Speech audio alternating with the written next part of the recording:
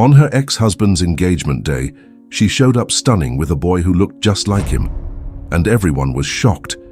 The banquet hall glowed under the soft light of crystal chandeliers, as if the air itself had been polished to reflect the grandeur of the evening. The scent of fresh roses mingled with the sweet tang of champagne, while laughter rang out like notes in a carefully rehearsed symphony. It was the engagement party of Mike Sullivan, a chef whose meteoric rise had turned his restaurant, The Starlight, into a culinary haven in Seattle, Washington. At 35, Mike was the picture of success. Tall, with hazel eyes that always seemed to hold a secret, and a smile that disarmed any skepticism. By his side, his fiancée, Natalie, floated in a pearl silk gown, her auburn hair cascading in perfect waves. The couple was the center of a universe filled with praise, toasts, and promises of a golden future. The guests, a mix of tech moguls, local artists, and food critics, moved through the hall with the grace of those who knew their presence was a privilege. The clink of silverware against fine china blended with murmurs of business deals and whispered gossip. Everything was harmony, everything was charm. Until the heavy oak doors at the entrance creaked open with a sound that felt almost staged, and time seemed to fold in on itself. She walked in. Before continuing, would you mind helping me by liking and subscribing to the channel? Thank you, and let's continue. The room fell silent, as if a curtain had dropped. Every eye turned to the entrance, where a woman strode forward with the confidence of someone carrying an undeniable truth. Her sapphire blue dress hugged her curves with an elegance that demanded no permission, and her heels, glinting with metallic accents like captured starlight, clicked against the polished hardwood floor. But it wasn't just her appearance that held the room. It was the way she moved, spine straight, chin high, as if the entire hall had been set up as her stage. Beside her, holding her hand, was a 7-year-old boy with wide, curious eyes, dressed in a crisp button-up shirt and navy sneakers that matched her dress. The contrast between her commanding presence and the boy's quiet fragility was almost mesmerizing. Whispers started, first a hum, then a wave. Who was she? Where had she come from? Why didn't anyone know her? Mike, holding a glass of champagne, froze, the golden liquid trembling in his hand. Natalie, a few steps away, furrowed her brow, her fingers instinctively tightening on his arm. Something was wrong, deeply wrong. The woman stopped in the center of the hall, where the chandelier light enveloped her like a natural spotlight. Her gaze cut through the crowd and locked onto Mike. There was no hesitation in her green eyes, only a determination that seemed capable of bending fate itself. When she spoke, her voice was clear, steady, like a hammer striking true. "This is the son you denied before he was even born, Mike." The glass slipped from Mike's hand, shattering on the floor with a sound that echoed like a muffled scream. The champagne spread across the hardwood, catching fragments of light as if the hall itself were weeping. Natalie gasped, her hand flying to her mouth, her eyes darting between the woman, the boy, and her fiancé. The guests stood frozen, some with glasses halfway to their lips, others already discreetly aiming their phones, ready to capture the moment perfection unraveled. The boy, oblivious to the tension, squeezed his mother's hand and looked at Mike with innocent curiosity. His hazel eyes, identical to the chef's, were a living mirror of the man who now seemed unable to move. The woman, now known to all as Christina, didn't break her gaze from Mike. Her expression wasn't anger, but something deeper, a mix of pain, strength, and a silent vow that this night would change everything. "You owe me answers, Mike," she said, her voice still firm, but with a faint tremor betraying her held-back emotion. "And he," she nodded toward the boy, "deserves more than your silence." The hall hung in suspense, as if the air itself waited for the next move. Mike opened his mouth, but no sound came out. His eyes, once so confident, now seemed lost, searching for something he couldn't name. Natalie, recovering from the initial shock, stepped forward, her voice sharp as a blade. "Who are you? How dare you come here and make these accusations?" Her eyes blazed, but a tremor in her hands betrayed the fear of a truth she wasn't ready to face. Christina turned slowly to Natalie, her gaze softening for a moment, as if acknowledging another woman's pain. But her response was direct, unflinching. "I'm Christina, and I didn't come to accuse, I came to show the truth." She paused, letting the words linger. The truth Mike chose to ignore. The boy, silent until now, tugged at his mother's hand and asked, his voice clear with the innocence of a child unaware of the moment's weight, "Mom, is he really my dad?" The question was a blow. Mike staggered, as if the boy's words had stolen the air from his lungs. Christina knelt beside her son, brushing his hair with a tenderness that contrasted with the strength of her entrance. She smiled, but her eyes glistened with unshed tears. "Yes, Ethan. He's your dad." She looked up at Mike, her voice taking on a challenging edge. But now he has to decide if he wants to be a father. The guests' murmurs grew, a chorus of shock, curiosity, and judgment. Some whispered about Christina's audacity, others about the guilt etched on Mike's face.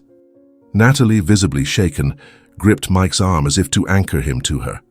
But Mike wasn't looking at Natalie. His eyes were fixed on Ethan, the son he'd never known, whose resemblance to him was undeniable. The maitre d' of the Starlight, a reserved man named Edwin, approached Christina, trying to maintain composure amid the chaos. "Ma'am, perhaps we should discuss this privately," he suggested, his voice low but firm. Christina raised an eyebrow, her tone calm but unyielding. "Privately?" She glanced at the curious faces around her. "There's nothing private about the truth, Edwin. It doesn't hide in back rooms." Edwin hesitated, clearly unsure how to handle the situation. Then Sarah, the Starlight's manager and Mike's right hand, emerged from the back of the hall. Tall, with sleek black hair pinned tightly and a crimson dress that demanded attention, she moved with the authority of someone used to controlling everything around her. Her eyes, however, betrayed a flicker of panic as they landed on Christina.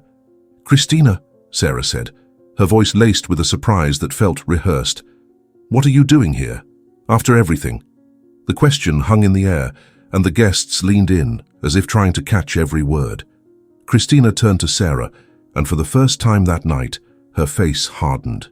There was history between them, an unspoken wound still bleeding. "Everything, Sarah," Christina repeated, her voice now sharp as a knife. "Maybe it's time we told the real story, not the one you spun." The hall fell utterly silent, the background music fading into nothingness. Sarah opened her mouth to respond, but something in her expression shifted. She glanced at Mike, then Natalie, then back to Christina, as if calculating her next move in a dangerous game. Mike, finally finding his voice, stepped forward, his hands raised as if to calm a storm. "Christina, please, not here, not now." His voice was a mix of plea and desperation. "Let's talk. I didn't know." "Didn't know?" Christina laughed, a bitter sound that echoed through the hall. "You didn't want to know, Mike. 7 years ago, you threw me out without even listening. And now?" She pointed to Ethan, who watched the scene with wide eyes. "He's proof you can't run from the past." Natalie, now trembling visibly, let go of Mike's arm and stepped back, as if distancing herself from the man who moments ago was her world. Her eyes darted between Mike and Ethan, doubt eroding her composure. "Mike, is it true?" she asked, her voice barely audible. "You have a son?" Before Mike could answer, a flash went off. A guest, unable to resist the drama, had snapped a photo. Within seconds, others followed, and the hall filled with the chaotic clicks and whispers of a scandal unfolding. Christina, sensing the circus forming, gripped Ethan's hand tighter and straightened her posture. "I didn't come to ruin your life, Mike," she said, her voice quieter now but still heavy with emotion. "I came because Ethan deserves to know his father, and you deserve to look into his eyes and decide what to do with that." She paused, letting the words settle like a verdict. Then, with the same grace she'd entered with, she turned to leave, gently pulling Ethan along. But before reaching the door, she stopped and looked at Sarah, who stood frozen, like a wax figure. "And you, Sarah," Christina said, her voice cold as the hardwood beneath her feet. "Don't think I've forgotten what you did. We still have a score to settle." With that, she walked out, her heels echoing like a war drum. Ethan, glancing back, gave Mike a shy wave, a gesture that broke the hearts of those who saw it. The doors closed behind them, and the hall erupted in murmurs, questions, and speculation. Mike stood rooted to the spot, staring at the doors, as if expecting Christina to return and say it was all a mistake. Natalie, tears streaming down her face, turned to him, her voice breaking. "Who was she, Mike, and why didn't you ever tell me?" Before he could respond, Sarah approached, her expression carefully neutral. "Mike, we need to manage this before it hits social media," she said, her voice low but authoritative. "You know what's at stake." But Mike didn't hear her. His eyes were still on the doors, where the image of Ethan's wave burned in his mind. And somewhere deep inside, a truth was emerging. The life he'd built, so perfect, so polished, was about to crumble. The Seattle skyline glowed with the amber hues of dusk, as if the city itself knew something was about to break 7 years ago. The Starlight was not yet the icon it would become, but it already pulsed with life, a tapestry of aromas weaving through fresh thyme, sizzling olive oil, and the faint sweetness of caramelized desserts. The tables, draped in crisp white linens, reflected the soft glow of candles, and the small but loyal clientele filled the air with laughter and the clink of glasses. It was here, in this corner of promise, that Christina wove dreams with threads as delicate as her hope.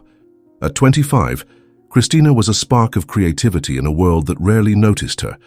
Her curly hair, swept into a high bun, swayed as she moved through the back office, surrounded by fabric swatches and sketches. As a seamstress, she handled Mike's special requests: tablecloths embroidered with intricate patterns, napkins monogrammed for a touch of exclusivity, even aprons customized to make the kitchen staff feel like artists. But her work wasn't her only drive. She dreamed of creating something of her own, a brand that carried her name and soul. At night, in her tiny Capitol Hill apartment, she sketched shoes, dresses, and bags, each line infused with an ambition that felt too big for her hands. Mike, then a young chef of 30, was the son of that universe. His talent in the kitchen was undeniable, but it was his passion that set everything ablaze. He bantered with suppliers like old friends, laughed with customers as if each dish were a shared secret, and when he looked at Christina, his hazel eyes sparkled with something she dared not name. They met in the quiet moments between the kitchen's chaos and the office's calm, trading ideas that felt world-changing. One night, under the dim glow of a flickering bulb, he took her hand, his fingers warm against her calloused ones from years of sewing. "Have you ever thought about your own shop, Christina?" he asked, his voice low, as if her dream were a secret they alone shared. "Your designs, they're one of a kind like you." She laughed, a light sound that masked her insecurity. "A shop? Mike, I can barely cover rent, but maybe someday." "Not maybe. Someday for sure." He squeezed her hand, and in that moment the future felt possible. Their love grew like ivy, rooting in silences, stolen glances, and conversations that stretched until dawn. Christina's heart raced every time Mike entered the office with a new dish for her to taste, the scent of fresh herbs blending with the warmth of his presence. Mike found in her a calm that existed nowhere else. They were young, in love, and the world seemed willing to wait for them. But the world, as always, had other plans. Christina discovered her pregnancy on a rainy Seattle morning, the drugstore test showing 2 clear lines that matched the shock in her eyes. She sat on the edge of her bed, the sound of rain against the window like a drumbeat in her chest. Fear and joy danced within her, a bittersweet mix that made her laugh and cry at once. She wanted to tell Mike, picturing his smile, maybe a hug that would ease her fears. But before she could, life took her down another path. Sarah, the Starlight's manager, was a constant presence like a shadow that never strayed from the sun. Tall, with eyes that always seemed to calculate the next move, she ran the restaurant with an efficiency bordering on obsession. To Mike, Sarah was indispensable, keeping accounts balanced, suppliers in line, and problems off his plate. To Christina, Sarah was a puzzle. Her smiles never reached her eyes, and her words, always polite, carried a weight Christina couldn't ignore. Lately, Christina had noticed odd things: invoices that didn't match orders, payments to suppliers who never showed up, whispered conversations between Sarah and a man Christina could never quite see, always lingering in the restaurant's corners. One night, while tidying the office, Christina found a spreadsheet left in the printer. The numbers didn't add up. Large sums transferred to an unfamiliar account, signatures that weren't Mike's. She tucked it away, promising herself she'd ask Mike when the time was right. But the time never came. That same week, Sarah began watching Christina more closely. She noticed how Christina talked with Mike, how their eyes met, how the restaurant felt lighter with her around. But what really bothered Sarah wasn't the romance, it was Christina's sharpness. She asked too many questions, noticed details that should have gone unseen. Above all, she was a threat to the careful balance Sarah had built. Sarah knew she had to act, and she did. On a drizzly afternoon, while Mike was in the kitchen perfecting a new recipe, Sarah entered the office with a phone in hand. Her face was a mask of concern, but her eyes gleamed with something Christina didn't recognize at the time. "Christina, we need to talk," Sarah said, closing the door behind her. "It's about Mike." Christina frowned, her heart tightening. "What's wrong? Is he okay?" "He's fine, but—" Sarah hesitated, as if the words pained her. "Look, I didn't want to show you this, but you deserve to know." She handed Christina the phone, the screen open to a text conversation. The name at the top was James. The messages, supposedly between Christina and this man, were devastating. Words of affection, plans to meet, even a mention of the pregnancy, as if Christina were confiding in someone else before Mike. Christina read, her blood turning cold, the air heavy as lead. This isn't true," she stammered, eyes wide. "I never sent these. Who's James?" Sarah sighed, a rehearsed sound that seemed genuine. "Christina, I didn't want to believe it either, but I found this on the restaurant's server. Someone left their phone logged in. I just thought Mike should know before things got worse." Christina shook her head, tears burning her eyes. "No, Sarah, this is a mistake, I swear. Someone faked these messages. I want to believe you," Sarah said, her voice smooth as poison. "But the proof's right there, and you know how Mike is. He won't want explanations. Not with something like this." Christina felt the ground open beneath her. She tried to speak, but the words dissolved in her throat. Sarah, seizing the silence, placed a hand on her shoulder, a gesture that seemed like comfort but was control. "Maybe it's best if you step back for a while," Sarah suggested. "Let things cool off. It's better for everyone." That night, Sarah showed Mike the phone. He read the messages in silence, his face hardening with each line. When he finished, his eyes, once so warm, were cold as stone. He didn't ask Christina anything. He didn't give her a chance to explain. He just called her to the office, his voice so sharp she barely recognized the man she loved. "How could you?" he said, tossing the phone onto the desk. "I trusted you, Christina. And you betrayed me. With him? A kid I don't even know is mine." Christina tried to speak, her words stumbling over her pain. "Mike, it's not true, I swear. Someone faked those messages. I never—" "Enough!"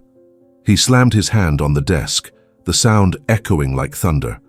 "I don't want to hear it. Get out. Now." Christina stood there frozen, her heart begging for a chance to be heard. But in Mike's eyes she saw no doubt, only disgust. "Please, Mike, get out." His voice was now a whisper, but it hurt more than a shout. She left in shock, as if she'd been erased from her own story. That night she tried calling. She sent texts. She went to the restaurant. But he never answered, never opened the door. And so Christina understood. The man she loved chose to believe a lie over her truth. Tears fell hot and silent as she packed her things.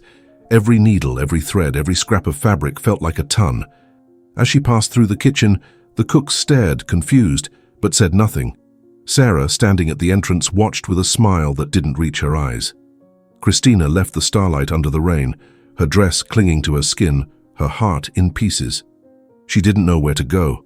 She had no family in Seattle, few friends, and her apartment felt like a stranger's now. The pregnancy, once a promise, was now a weight she wasn't sure she could carry alone.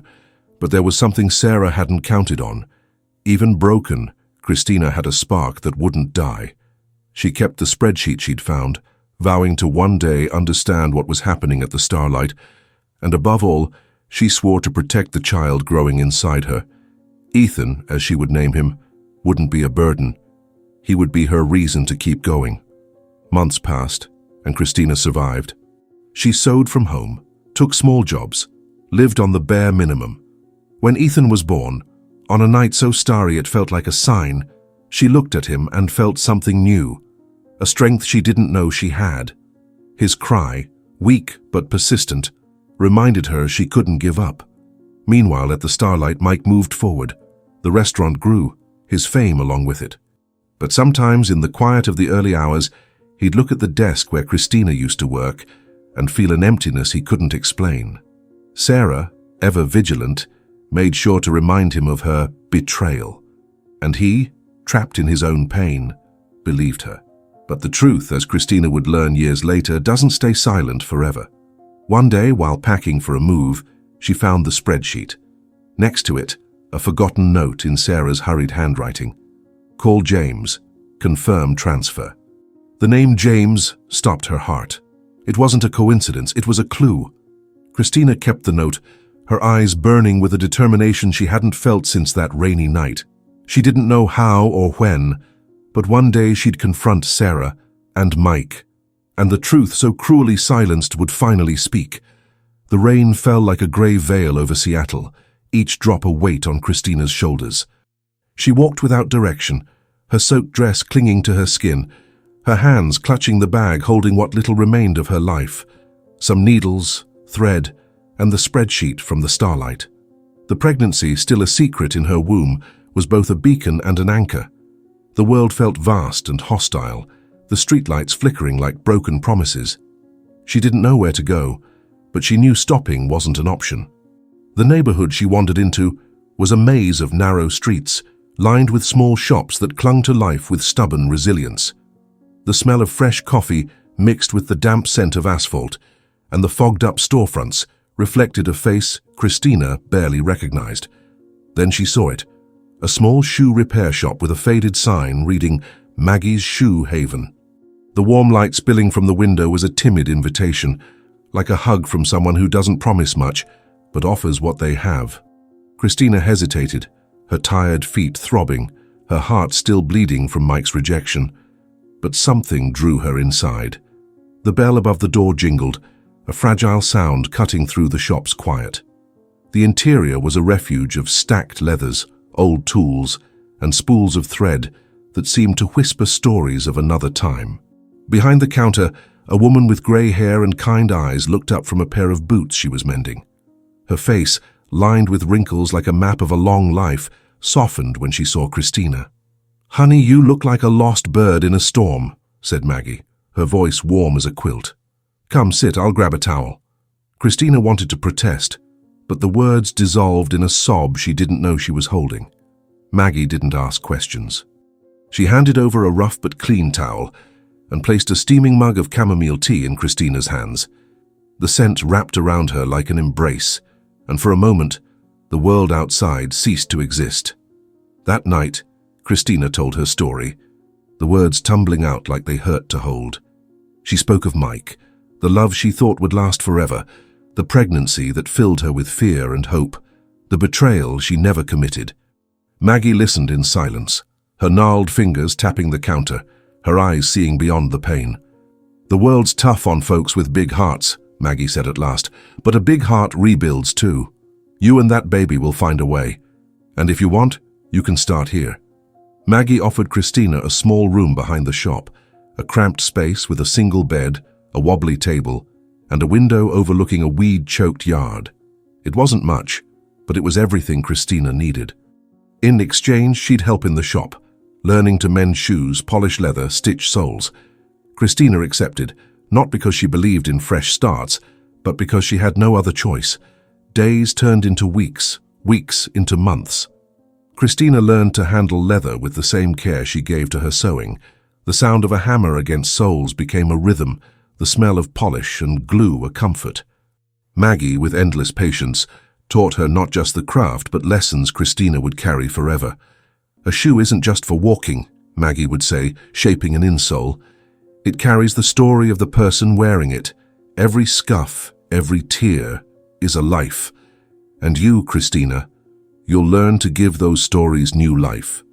Between thread, leather, and silences, Christina found her dignity again. Her belly grew, and with it, a strength she didn't know she had. At night, while Maggie slept, Christina sketched. No longer dresses or bags, but shoes, bold designs with curves that danced, details that caught the light like stars. She called them, in secret, Stella.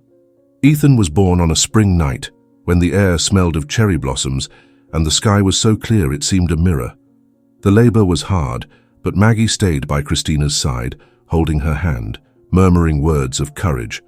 When Ethan opened his eyes, hazel like Mike's, Christina wept. Not from sadness, but from a love so vast it couldn't fit in her chest. She held him close, promising he'd never know the emptiness she had. Life wasn't easy. Christina worked at the shop by day, sewed at night to make ends meet, and cared for Ethan with a devotion that sometimes left her exhausted. But every smile, every giggle, reminded her it was worth it. Maggie became a grandmother in all but name, teaching Ethan to crawl among the leathers, telling stories of her youth as he dozed in her lap. Years passed, and Christina began turning her sketches into reality. With savings scraped from sleepless nights, she bought quality leather and better tools. Her first pair of shoes, sapphire blue heels with silver accents, was bought by a customer at the shop, a boutique owner passing through. The woman was so enchanted, she showed them to a friend, a local influencer, who wore them at an event. Suddenly, Stella was on the lips of people Christina never dreamed of meeting. The brand grew like a plant, finding light against all odds. Christina opened a small studio, hired 2 assistants, and her shoes began appearing in local fashion blogs, on the feet of Seattle's trendsetters, in pop-up markets. Each pair was a story, a celebration of resilience, of beauty born from pain. Christina never boasted. For her, success wasn't about the spotlight, but about building a future for Ethan. Ethan grew strong, curious, with a smile that lit up any room. He asked about his father sometimes, with the innocence of a child who doesn't grasp the weight of the question. Christina never lied. She said his dad wasn't ready to be a father, but might one day want to meet the amazing boy he was. Ethan accepted it, content with the love of his mother, Maggie, and the world they'd built together. The truth, Christina told herself, didn't need an audience, just time. And time, ever patient, brought answers she hadn't expected. One autumn afternoon, while organizing her studio, Christina got a special order, a pair of shoes for a charity gala at the Starlight. The restaurant's name made her heart race. She hesitated but accepted. Not for Mike, but for Ethan, for herself, for all she'd achieved. Researching the event, she saw Mike's name in headlines, his fame now regional. But something caught her eye. An article mentioned a new menu at the Starlight, inspired by old conversations with a creative soul. The dish descriptions echoed ideas she and Mike had tossed around years ago, in a night of shared dreams. Doubt gnawed at her. Was it coincidence? Or was Mike using something that belonged to her? Anger flared, but it gave way to cold clarity. This wasn't about revenge. It was about justice. She dug through the box where she kept memories of the past and found the spreadsheet and the note with James. With Ethan at school and Maggie watching the studio, Christina sought help. A friend, a local reporter, traced the account in the spreadsheet to a shell company. And James? A fake name created by someone with access to the Starlight system. The pieces clicked. Sarah, the forged messages, the financial discrepancies. It all made sense. Christina felt the weight of years, of pain, of loneliness, but also a new strength. She wouldn't confront Sarah yet. Not yet. First, she needed to show Mike the truth he'd rejected, and Ethan, above all, deserved that. On the night of the gala, Christina finished the ordered shoes. Her best work, sapphire heels that seemed to capture a starry sky. She delivered them, but made a decision. She'd attend Mike's engagement party, not as a victim, but as the woman who'd crafted her own story. Ethan, with his hazel eyes and shy smile, would be by her side, and the world, whether it wanted to or not, would hear the truth. As she adjusted her dress for the night that would change everything, Christina found a note in the pocket of an old jacket. It was from Maggie, written months earlier when the older woman was ill. My girl, the truth is like a well-made shoe. It takes time, but it always finds the right fit. Christina clutched the paper, feeling Maggie's presence like a silent hug. She smiled, eyes misty, and whispered, "Tonight's the night, Maggie." The morning after the engagement party dawned with a heavy sky, as if the clouds carried the weight of the scandal that had erupted. The smell of fresh coffee filled Mike's loft, but he barely noticed. Sitting at his kitchen counter, he stared at his phone, where notifications blinked like storm signals. Social media was ablaze. Grainy photos of Christina and Ethan at the Starlight circulated, with headlines screaming, "Seattle chef abandons 7-year-old son," and "Mike Sullivan's engagement crumbles in scandal." The comments were merciless, painting him as a deadbeat dad, a man easily fooled, a betrayer of his own blood. Mike ran his fingers through his hair, his chest tight with a guilt he couldn't name. He tried to explain in a rushed post, saying he didn't know the full truth and would set things right soon. But the internet didn't forgive. Every defense was drowned in more questions, more accusations. Natalie didn't show up that morning. She sent a single text, "I need space. Don't contact me." She didn't reply after that, and in time, Mike understood that silence was the end. The void she left hurt, but what cut deeper was knowing he'd caused it all. At the Starlight, the mood was funereal. Staff whispered in the halls, avoiding Mike's gaze. Sarah, usually the first to manage a crisis, was oddly quiet. In the office, she typed furiously at her laptop, her face tight as if trying to douse a fire with her hands. When Mike walked in, she looked up, her voice sharp. "We need a strategy, Mike. Reservations are dropping. If this keeps up, the Starlight's done." "Strategy?" He laughed, a bitter sound echoing in the small space. "My life just turned upside down, Sarah. I have a son I never knew." "And you want to talk about reservations?" Sarah straightened, her eyes narrowing. "You need to keep it together. Christina showed up out of nowhere, dropped this bomb, and now you're ready to throw everything away over a kid who might not even—" "Don't you dare, Sarah." Mike's voice was low, laced with a rage that made her flinch. "He's my son. I saw his eyes. They're mine." The silence that followed was thick, broken only by the hum of the air conditioning. Sarah opened her mouth but thought better of it, and stayed quiet. Mike stormed out, his heart racing Ethan's wave at the gala door, searing his mind. He had to do something. But what? How could he find Christina? How could he apologize for something he didn't fully understand? Life didn't wait for answers. That afternoon, as he tried to focus in the kitchen, his phone rang. The number was unknown, but the voice on the other end was urgent, clinical, unyielding. "Mr. Sullivan? This is Seattle General Hematology Department. We need to speak with you immediately." The world slowed. The knife in Mike's hand slipped, clattering against the counter. He heard words like, "emergency, your son, blood transfusion," but they came as distant echoes. Ethan was sick. A severe anemia, they said, required an urgent transfusion, and Christina, his mother, wasn't a match. Mike, as the biological father, was their best hope. He didn't think. He grabbed his keys, ignored the curious stares of his staff, and raced to the hospital. The drive, normally quick, felt endless. The sound of tires on wet pavement mixed with the anxious tap of his fingers on the wheel. Images of Ethan, with his wide, curious eyes, danced in his head. What if it was too late? What if he lost the chance to know the son he never knew he had? At the hospital, the smell of antiseptic enveloped him like a fog. A nurse led him through white corridors, where the beeping of heart monitors felt like a cruel metronome. Christina was there, sitting by Ethan's bed, her face pale, eyes red from crying. She looked up when Mike entered, and for a moment, time stopped. There was no anger in her eyes, just a deep weariness mixed with fragile hope. "You came," she said, her voice hoarse, almost a whisper. "Of course I came," he replied, the words rougher than he meant. "He's my son." Christina nodded but said nothing.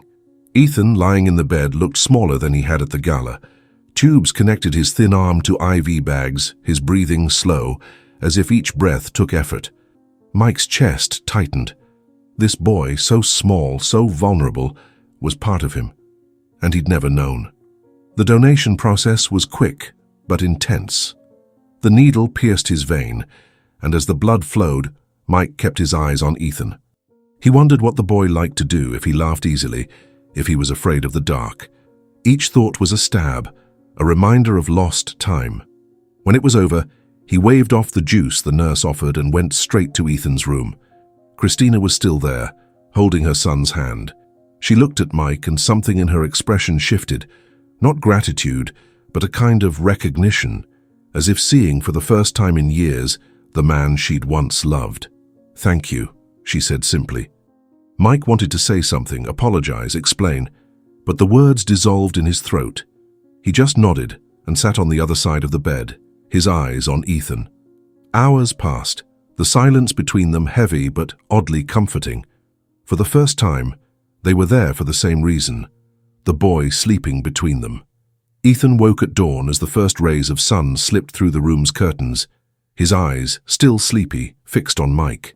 He frowned, as if piecing together a puzzle. "Are you my dad?" he asked, his voice weak but clear. Mike felt the air leave his lungs. He looked at Christina, who nodded, her eyes shining with held-back tears. He leaned toward Ethan, his voice trembling. "Yes, Ethan, I'm your dad." Ethan studied him for a moment, his big eyes searching for something Mike wasn't sure he could give. Then, with a child's simplicity, he said, "Okay," and turned to his mother, asking for water. Christina laughed, a light sound that broke the tension, and Mike felt something crack inside him. Not relief, not redemption, but the certainty that he'd lost everything that mattered. Ethan's first steps, first words, the years he could have been a father. And now with that simple okay, he knew the chance to reclaim what was lost was fragile but real. In the days that followed, Mike stayed. He showed up at the hospital every morning, bringing coloring books for Ethan's storybooks, even a stuffed bear the boy accepted with a shy smile. Christina watched, cautious but not stopping him. Ethan, slowly recovering, gained color in his cheeks, his voice growing stronger. He told Mike about his school, the shoes his mum made, how he loved drawing planets. Each word was a gift, a thread Mike held carefully. Outside the hospital, the world didn't stop. Social media still buzzed, but the tone shifted. Pictures of Mike at the hospital began circulating, with captions calling him a repentant dad and a man seeking redemption. Sarah, at the Starlight, pushed for interviews to clean up Mike's image, but he refused. For the first time, he didn't care about his image. Only Ethan mattered. Natalie, though, was an open wound. She showed up at the hospital one rainy afternoon, her face marked by sleepless nights. She found Mike in the hallway, her eyes flashing with pain and anger. "You lied to me," she said, her voice shaking. "All this time you had a son and never told me. How can I trust you?" "I didn't know, Natalie," he said, exhausted. "I swear I didn't. But now I do, and I won't abandon him, not again." Natalie shook her head, tears falling. "And me? Where do I fit in all this?" Mike had no answer. He loved her, or thought he did, but something had shifted. Ethan was a priority he couldn't ignore. Natalie turned and left, her heels echoing down the corridor like a goodbye. Meanwhile, Christina held steady, though not untouched. Seeing Mike with Ethan was a mix of relief and pain. Relief that Ethan was finally knowing his father. Pain from remembering the man who'd cast her out without listening. She spoke to Mike only when necessary, always keeping Ethan at the center. But in moments when he made Ethan laugh or read a story with an exaggerated voice, she caught glimpses of the Mike she'd known years ago. One night while Ethan slept, Mike stayed in the room after Christina stepped out for coffee. He looked at the boy, his heart full of a silent promise. He'd never leave again. But as he stood, he noticed a notebook on the bedside table. It was Ethan's, filled with drawings of planets, shoes, and a figure that looked like Christina in a blue dress. Tucked between the pages was a note in Christina's handwriting. "Talk to reporter about Carter. Confirm before gala." Mike frowned. Carter. The name rang a faint bell, like a distant memory. He slipped the note into his pocket, his heart racing. Something was going on, something Christina wasn't sharing. And for the first time he wondered, what truth was he still missing? The afternoon sun cast a golden glow over the Fremont neighborhood, as if trying to warm what winter had cooled. Christina's home, a modest two-story with white shutters and lavender pots by the door, exuded a simplicity that was profoundly elegant. The scent of fresh-baked bread drifted from the half-open door, blending with the soft hum of a radio in the kitchen. It was a home built with labor, care, and a dignity that didn't need to shout to be noticed. In the backyard, a small cherry tree swayed in the breeze, its dark fruit gleaming like jewels in the light. Inside, Every corner told the story of a woman who'd turned pain into strength. A shelf of children's books, hand-stitched pillows, a table where Ethan did homework, surrounded by colored pencils scattered like constellations. Mike showed up for the first time on a Wednesday, hesitant, clutching a paper bag with a chocolate cake from a nearby bakery. His eyes, still heavy with guilt from the hospital, searched for something he couldn't name. Christina met him at the door, her face neutral, her fingers gripping the frame with guarded caution. Ethan, running from his room with a drawing in hand, broke the ice. "You brought cake?" the boy asked, his hazel eyes sparkling with curiosity that melted any tension. "I did," Mike replied, his voice softening, "but I don't know if it's as good as your mom's." Ethan laughed, a clear sound that filled the living room, and pulled Mike inside. Christina watched, her heart torn between joy at her son's happiness and fear of another letdown. She said nothing, just pointed to the kitchen, where a kettle whistled, promising tea. From that day, Mike became a constant presence. He picked Ethan up from school, the two walking hand in hand down the sidewalk, Ethan chattering about spaceships and dinosaurs. Mike listened with a focus that felt new, as if each of Ethan's words was a chance to reclaim lost time. Sometimes he tried cooking at Christina's, making pancakes that came out lopsided, edges burnt and centers raw. Ethan found it hilarious, dipping the misshapen pieces in syrup, while Christina, across the table, hid a smile behind her mug. "You're better with fancy dishes than pancakes," Ethan teased, syrup smudging his face. "Hey, I'm learning," Mike shot back, feigning indignation, but laughing with a lightness he hadn't felt in years. These moments, so simple, were like delicate threads stitching something new. Mike forgot Ethan's backpack at school, mixed up soccer practice days, but he never missed a visit.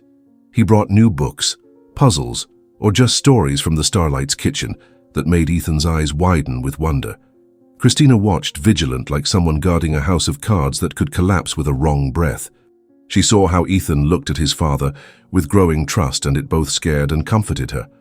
One night, while washing dishes after dinner, Christina spoke to Mike openly for the first time. He was in the living room, helping Ethan build a toy rocket, the floor littered with colorful plastic pieces. Their laughter drifted to the kitchen, mingling with the clink of plates. "He's trusting you," she said, drying her hands on a dish towel, her voice firm but trembling with emotion. "Ethan, he already sees you as part of his life, but he couldn't handle another disappointment. Neither could I." Mike looked up, his hands pausing over a rocket piece. His eyes, so like Ethan's, shone with regret and resolve. "I'm not going anywhere, Christina, not this time." He paused, choosing his words carefully. "I know I messed up, I can't change the past, but I can be here now, for him, and for you, if you'll let me." Christina felt her breath catch.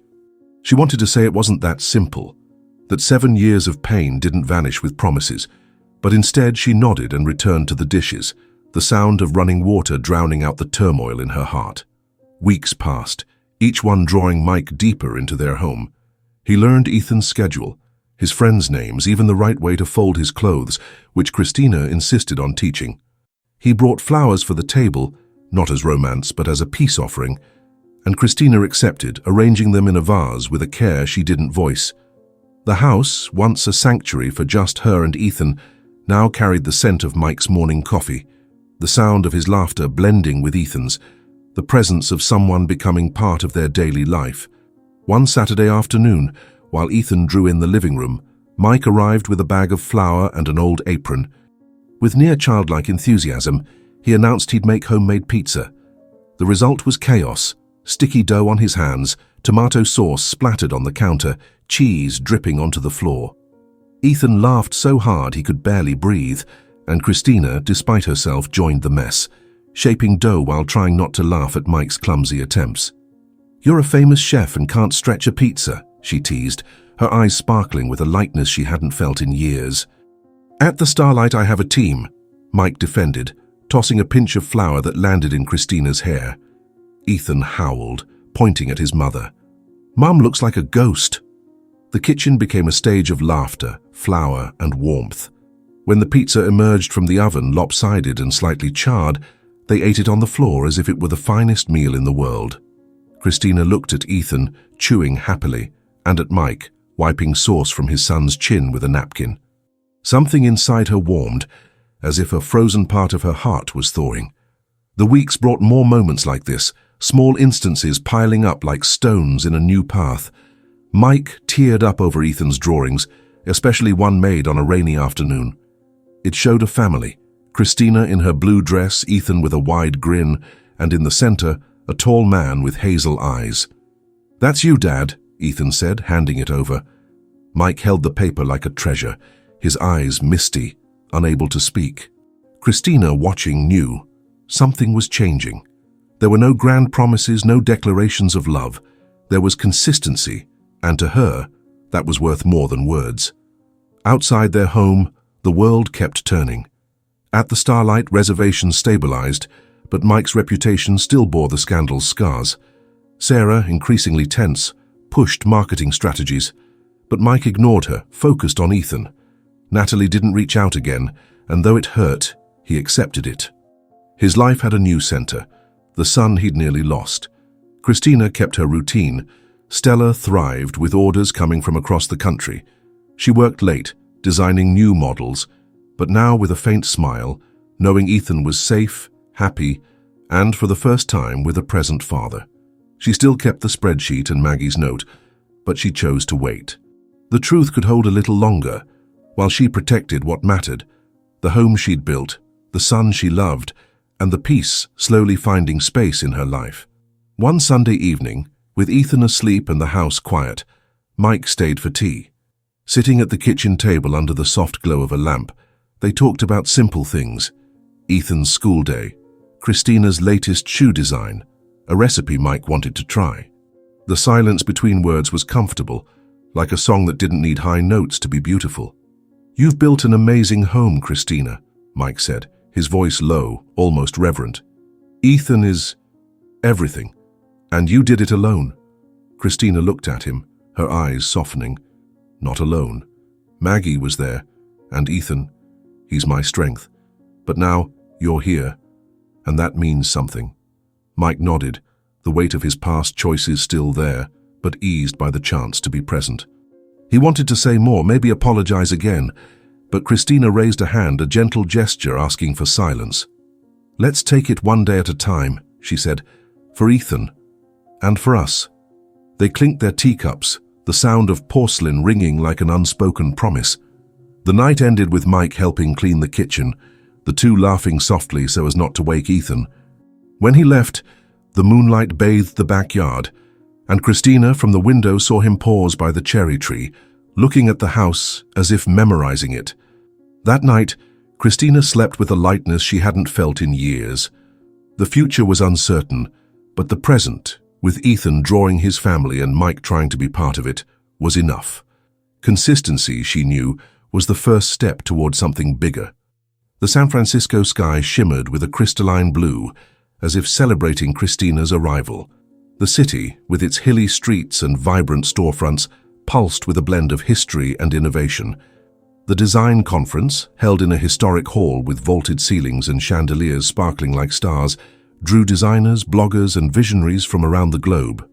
Christina, in her sapphire blue dress, designed by her own hand, moved through the hall with a confidence that needed no flash. The weight of the spreadsheet and Maggie's note, still tucked in a drawer back in Seattle, felt light compared to what she'd achieved. She wasn't here to prove anything. She was here to tell her story. The invitation to speak had come months earlier, in an elegant letter that almost made her laugh at its improbability. Design as a tool for rebuilding was the theme, and Christina knew no one could speak to it with more truth. On stage, under lights that warmed her skin, she held an old sketchbook, its pages yellowed by time. The audience, a sea of attentive faces, waited in silence. The scent of artisanal coffee and expensive perfume hung in the air, but Christina only smelled home. Fresh bread, lavender, Ethan's crayons. "True luxury," she began, her voice steady but soft as the leather she shaped, "isn't about owning things. It's not about outshining others. It's about being yourself, without hiding. It's about turning pain into something that walks with you, that carries you forward." She opened the sketchbook, revealing early designs, shoes sketched during sleepless nights when Ethan cried with colic and she sewed to pay bills. Each line, each curve, was a memory of moments when despair seemed greater than hope. The audience listened, captivated, as she told how Stella was born, not from grand dreams, but from small acts of courage. She didn't mention Mike, Sarah, or the betrayal that exiled her from the Starlight. She didn't need to. Her story wasn't about them. It was about her, Ethan, and the life they'd built. Back in Seattle, Mike watched the live stream on a small screen, sitting in Christina's living room. Ethan, beside him, drew planets on a sheet of paper, oblivious to the moment's weight. The house was quiet, save for the scratch of Ethan's crayon and the faint crackle of the oven, where a carrot cake baked. Mike watched Christina on the screen, his hazel eyes shining with pride and longing. He'd known her, or thought he had, years ago, but the woman on stage was more. She was whole, unbreakable, a force he hadn't valued. "Dad, look," Ethan said, holding up his drawing. It was a planet with wings surrounded by colorful shoes. "It's for Mum, for when she comes back." Mike smiled, his chest warm with something he hadn't felt in years. "She'll love it, Ethan. It's perfect." He wasn't a hero. Not anymore. The months since the hospital had taught him that. He showed up every day, picked Ethan up from school, made terrible coffee. Christina drank out of politeness, helped with homework, even when math stumped him. Ethan now called him Dad, with the ease of someone who'd always had one, and each time Mike heard it, he felt joy and guilt in equal measure. He couldn't erase the 7 years he'd lost, but he could build the years ahead. Christina returned from San Francisco on a sunny morning, the Seattle sky less vibrant than California's, but infinitely more welcoming. The taxi stopped in front of the house, and she stepped out, her suitcase light, her heart lighter still. Before she could open the door, Ethan ran to her, arms wide, his smile so big it seemed to light the backyard. Mike followed, an apron dusted with flour, his face softened by a smile that hid nothing. "Mom!" Ethan shouted, throwing himself into her arms. "We made cake, and there's drawings on the walls." Christina laughed, the sound blending with the lavender scent rising from the garden. She stepped inside, and the house welcomed her like an embrace. The living room table was covered with Ethan's colorful papers, drawings of planets, shoes, a family of 3 holding hands. In the center, a lopsided carrot cake smelled of home, of love, of everything that mattered. She looked at Mike, who rubbed his hands on the apron, almost sheepish. "I'm better with risottos than cakes," he said, trying for levity, but with a sincerity that hung in the air. "It's perfect," she replied, her eyes shining with an emotion she didn't name. They sat at the table, Ethan chattering about school, friends, the drawing he'd made for her. Christina listened, cutting cake, passing plates, feeling the warmth of the house fill her soul. Mike, beside her, ate quietly, but his eyes stayed on her and Ethan. He still loved her. He always had. But now he understood that love wasn't about possessing or reclaiming. It was about earning the right to be there, day after day, with consistency, with truth. After dinner, while Ethan bathed, Christina and Mike cleaned the kitchen. The sound of running water mixed with the clink of plates, and the silence between them was easy, like a song that didn't rush. Christina was drying a mug when Mike spoke, his voice soft, almost shy. "You were incredible in San Francisco. I watched. Ethan did too. He said he wants to be like you when he grows up." Christina smiled, setting the mug in the cabinet. "He's already better than me. Braver, maybe. He takes after his mum," Mike said, and there was such warmth in the words that Christina paused, looking at him. For a moment the past returned, the night he cast her out, the rain that swallowed her, the pain that shaped her. But then she looked at the house, the drawings on the walls, the crooked cake on the table. She looked at Mike, no longer the impulsive young chef from the Starlight, but a man trying to be a father, trying to be better. And she looked at herself, the woman who'd built this with her own hands. "I don't know what we'll be," she said at last, her voice soft but steady. "But I know this right now is already a lot." Mike nodded, his eyes misty but silent. He didn't need to speak. His consistency spoke for him. They finished cleaning the kitchen, chuckling softly over a joke Ethan had told earlier. And when the boy returned in pajamas, Asking for a story, they sat beside him on the couch. Christina read, her voice dancing over the words, while Mike held Ethan's hand, his heart full of a peace he'd never thought possible. The night ended with the house quiet, the lights off except for the living room lamp, casting soft shadows over Ethan's drawings. Christina, in bed, opened the sketchbook she'd taken to San Francisco. Tucked inside was a note from Ethan, in his childish scrawl. "Mom, you're my star. And Dad is too." She smiled, tears falling, but not from sadness. It was gratitude, pure and simple. Outside, the cherry tree swayed under the moonlight, its fruit glinting like promises. The future didn't need answers.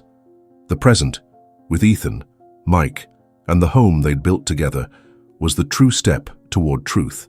If this story touched your heart, like the video and subscribe to the channel. Here, each story is a hug for those who have cried but chosen to carry on.